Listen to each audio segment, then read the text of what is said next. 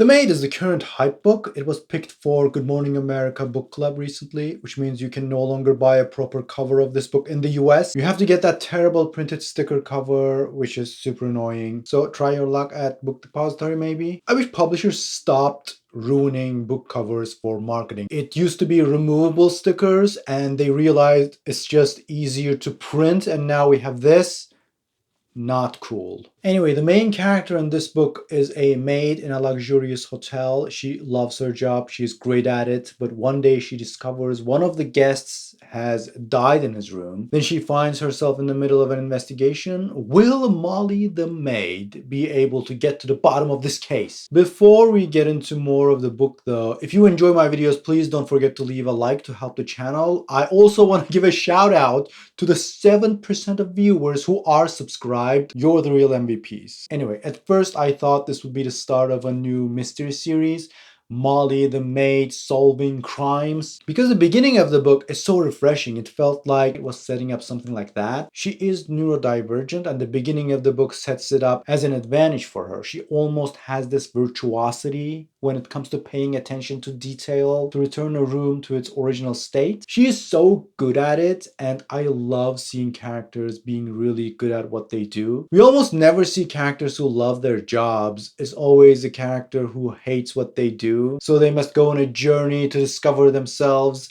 Not Molly. She is perfectly happy at her job. The first few chapters where the book establishes the character are wonderful, and I was so ready to find the next Hercule Poirot in Molly the Maid, but alas, it goes in a very different direction, which almost puts her in such a helpless situation that I am not really sure what the book is even trying to say with that. So her social skills aren't great. She can't always read people, and I think it's great to have a character who is not always correct in her assumptions, actually. I was thinking, oh, she would need to learn to depend on evidence and her own observations rather than what people say to her, but that's not it at all. Her arc in this story is very confusing. So after the first few chapters, the book gets totally on the nose about her neurodivergence, and it turns into a bunch of vignettes of her remembering her grandmother who recently passed away,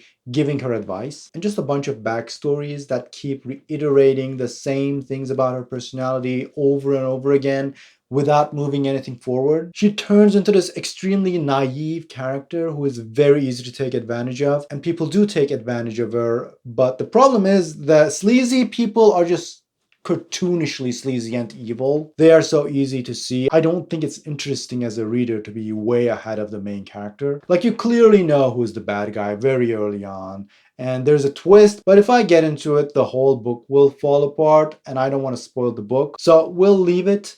It is a very random twist though. Molly turns into an extremely helpless character. So then are we supposed to get social skills are the most important skills to have to survive in this world, and we should take care of our neurodivergent friends? Because that's basically what happens. It's not even any of her friends. It's like a super random character comes out of nowhere and saves her. Everyone in the investigation, I mean, hell, everyone in every position is extremely incompetent except for Molly, but that never really comes into play in any major way to affect the story. The major thing is that one friend helps her, otherwise she'd be completely screwed. I think it's quite unfortunate after that excellent setup in the beginning. I thought this would be a book to portray a neurodivergent character who is not a victim, but it kind of does the opposite.